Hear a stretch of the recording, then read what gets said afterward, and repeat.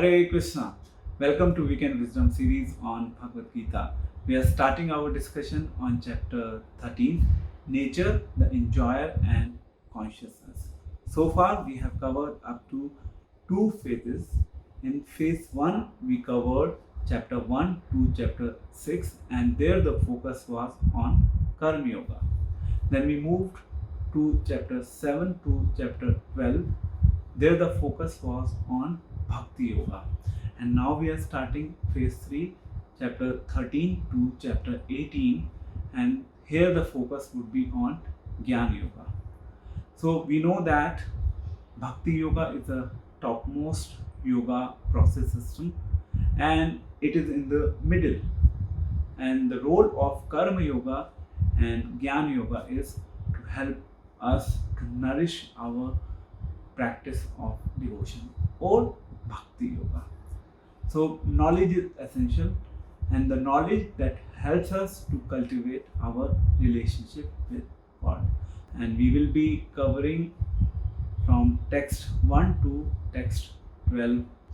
In this chapter, Arjuna has asked 6 different questions from Lord Krishna, and we are going to discuss 3 questions briefly today.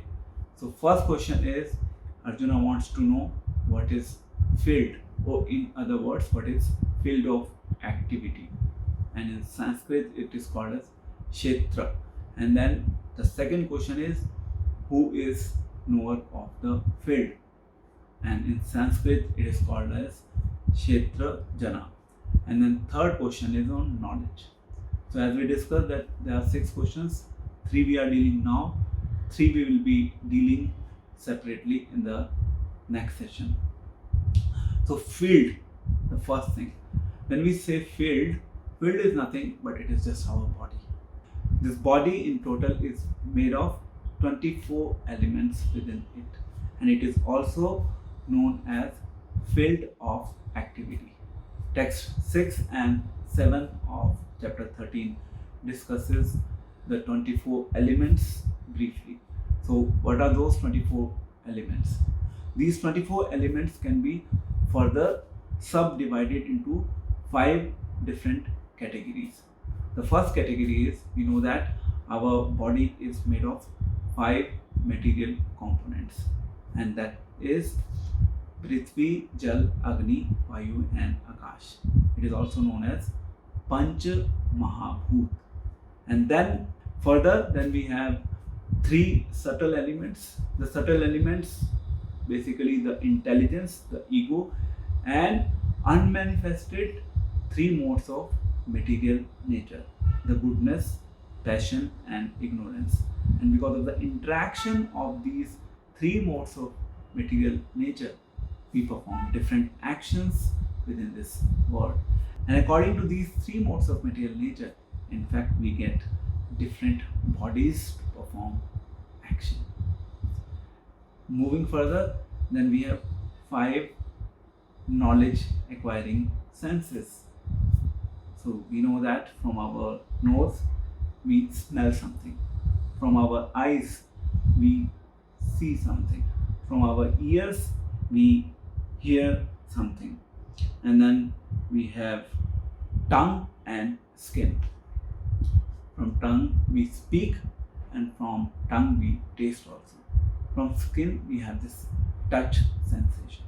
So these 5 are the knowledge acquiring senses through which we gain different kinds of knowledge. Then moving further, we have working senses, which means our voice, hands, legs, anus and genitals. These are the working senses that we have. And then we have 5 different objects of the senses through which, like, we see from our eyes. Then we have touch sensation, we hear, we smell and we taste. These are again 5 different objects of our senses through which we try to enjoy different things in this world. So this is another 5. Then 5 plus 5, the knowledge acquiring senses, the working senses, and on top of that there is the mind. Mind is also, in one sense, is considered to be one of the senses. So we had 5 in the beginning, then we had 3, then we further had 5, 5, 1, and the 5 total is 24. So likewise, we have these 24 elements within our body through which we perform different actions. Now we also have the different interactions taking place because of the senses, because of the objects of the senses, and these different interactions are the cause of desire and hate, happiness and distress, etc. within this world. So this is basically our body, which constitutes of 24 different material elements. And now the question can be, how do we get this body? We all have this tendency to desire. We desire different things from time to time. And on the basis of our desires, Lord makes the arrangement for us to get a suitable body to fulfill that desire. We may be in a position to fulfill that desire within this body, and if not within this body, we may be in a position to fulfill that desire in the next body that we may get on the basis of the intensity of our desires and the actions that we perform. So desire is the root cause of getting a particular body within this world. And when we get this body, we do a lot of struggle for existence. Practically every species within this world is struggling hard for existence. People struggle for their safety, for their security, for the daily breads in their life, or food, shelter and clothing.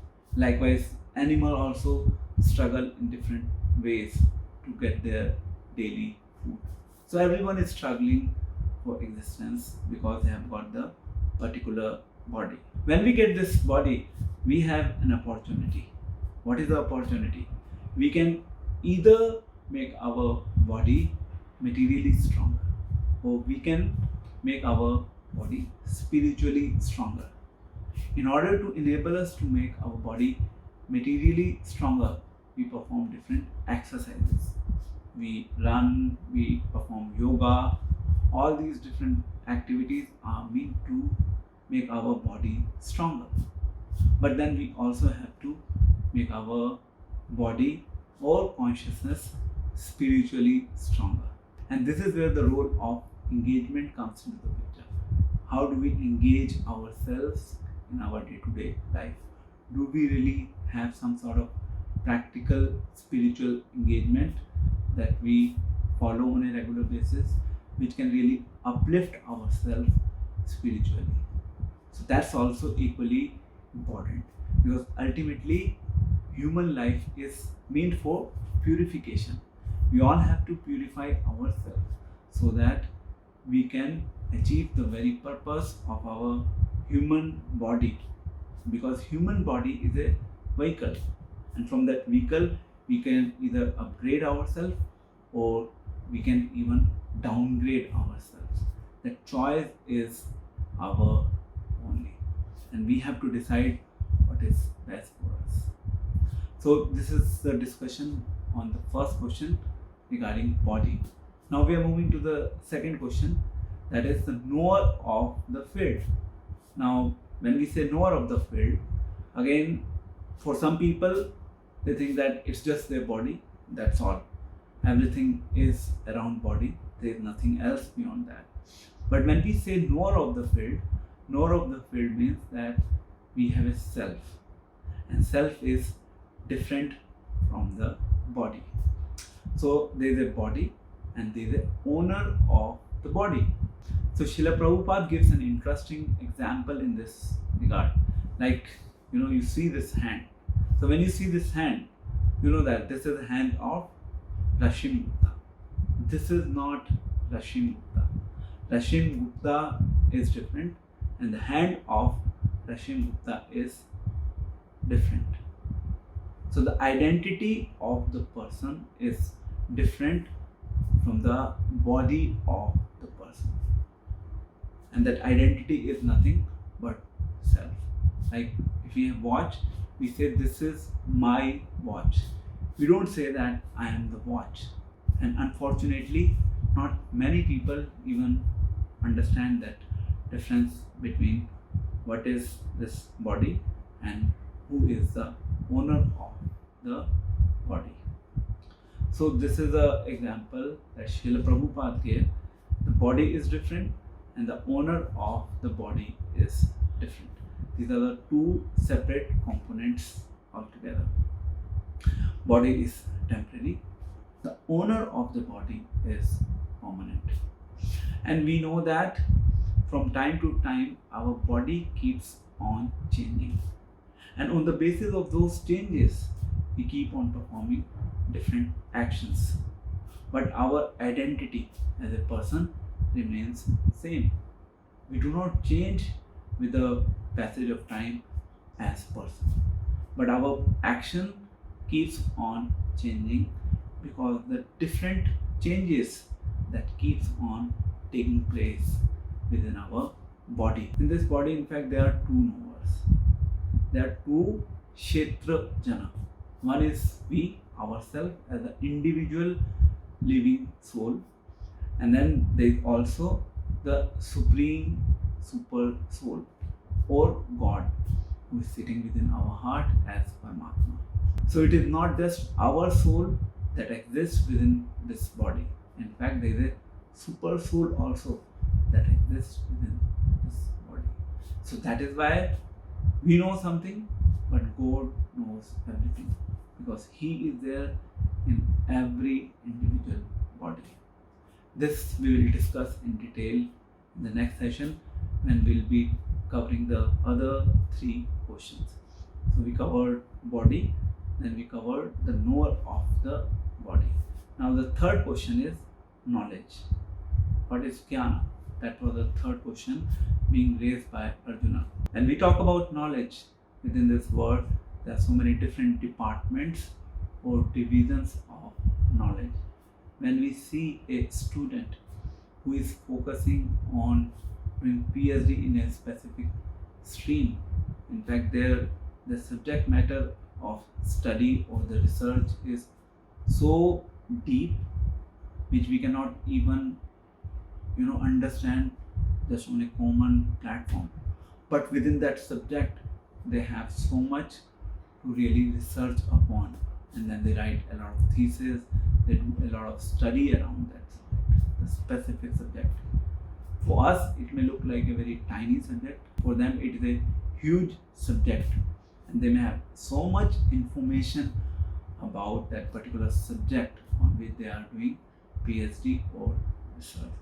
So there are different departments of knowledge, and most of the people are busy in acquiring knowledge that can maintain them physically, that can fulfill their material needs or their material desires only.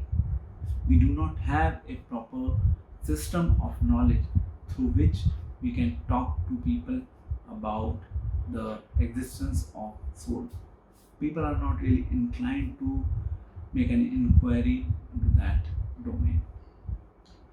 So many universities are there, so many colleges are there, so many institutions are there, but hardly any institution is focusing on this subject of science of soul. So knowledge, as we discussed, there are so many different departments.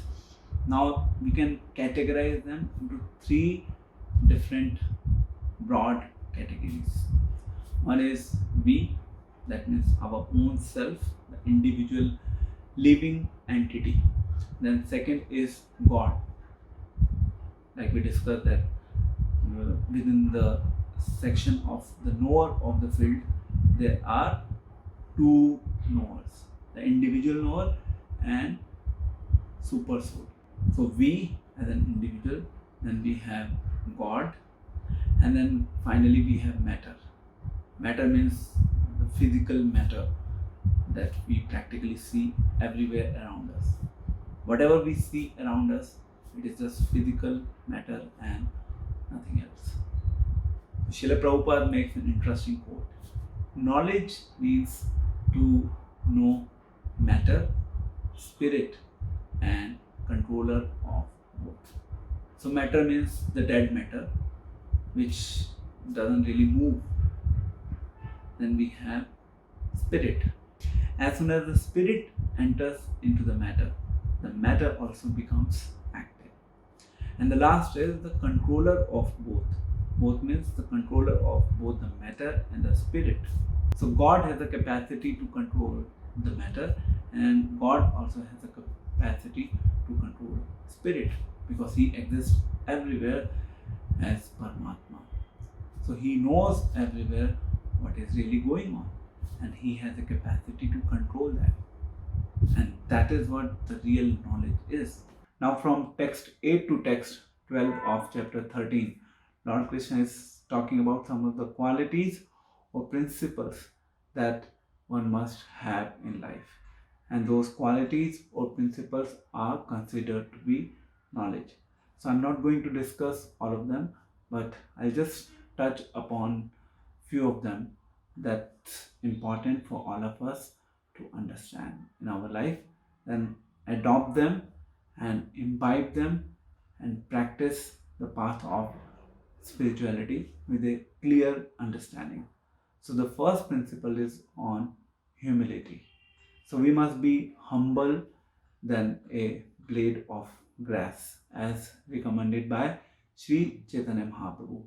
So that means we should not be anxious to have satisfaction of being honored by others. We should not run after respect from people. And Krishna says that one should be simple. Simplicity. Simplicity is one of the best ornament that one can possess. Simplicity in simple terms means we should be straightforward. We should not be duplicitous in our behavior, in our dealings within the society. We should be what we are. We don't have to artificially showcase ourselves differently than what we are. Then cleanliness. Now when we talk about cleanliness, there can be two different levels of cleanliness. One is the external one, which usually people talk about a lot in today's society, and there's internal one. Internal one, generally people do not talk about it. Internal cleanliness means our heart is contaminated. Our heart is impure. It has so many impurities. It needs to be cleaned. For that, we need to adopt some sort of spiritual practice that will help us to clean our heart.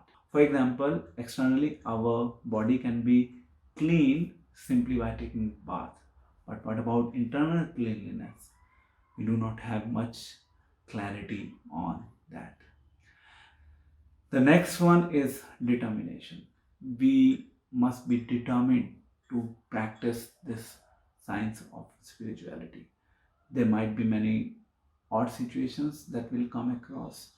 People will not really let us practice this science of spirituality. If we are truly focused, if we are truly determined, no matter whatever the situations are, we will still keep on going with the steady determination. Then the next one is the false ego. Now, ego can also be divided in two parts, because ego simply means identity. We all have our identity. We cannot lose our identity. So here we are talking about false ego, and then there is a true ego. True ego means that we identify ourselves as a servant of God. Aham Brahmasmi. I am Brahman and God is Parbrahman, and I am part and parcel of God, and my duty is to serve God. So my identity remains. That is a true ego. But in the state of false ego, we think that we are the controller, we are the enjoyer. This is where the whole difference is between the false ego and the true ego. In fact, false ego is one of the biggest deterrent for us to understand and to imbibe the path of spirituality in our day-to-day lives. So true ego doesn't have any problem because it simply talks about our identity in relationship with God. But false ego has a problem because there we think ourselves to be the controller, ourselves to be the enjoyer, and we keep ourselves as a center of everything that we do within our lives. Then the next principle is on detachment. Detachment means, we live within our family, then we do have some natural feelings with them, and they are natural objects of affection. So when family is there, there is going to be some affection. But we should try to keep ourselves detached, and we should basically cultivate some good spiritual atmosphere that will help us to keep ourselves detached from the family life. In parallel, we should also keep performing the responsibilities that we are being assigned to being into the family life. Little difficult, but can be practiced. And the last one is that we should not be too much worried about the happiness that come across in our life or the distress that come across. So there could be happiness, there could be distress. These are like the two sides of a coin.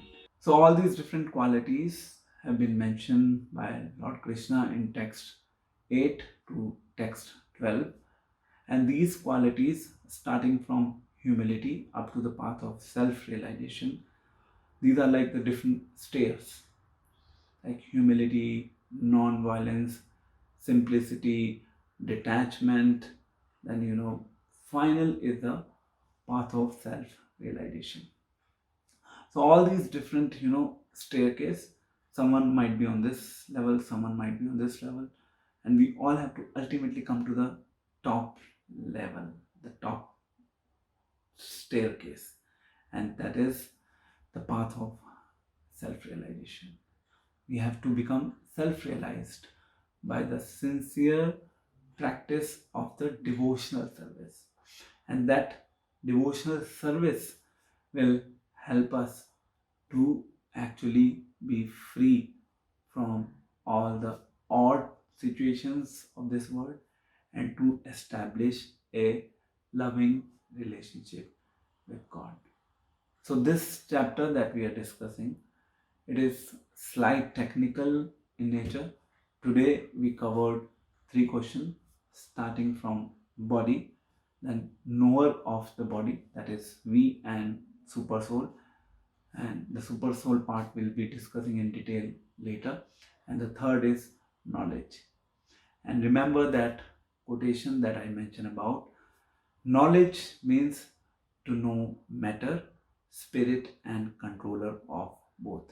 So we dealt with these 3 questions today, and rest of the 3 questions we'll discuss later along with the different aspects related to nature, the enjoyer and consciousness.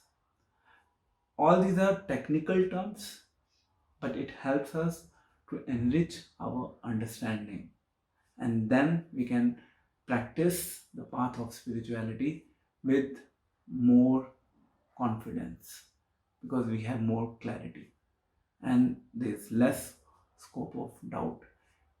When we understand these things in detail, then there's less scope of confusion. Thank you very much for staying connected with us, and we'll meet in the next session, and there will continue our discussion on chapter 13, nature, the enjoyer and consciousness. Until then, Hare Krishna, Krishna Krishna, Hare Hare, Hare Ram, Ram Ram, Hare Hare. See you there in the next session. Take care. Hare Krishna.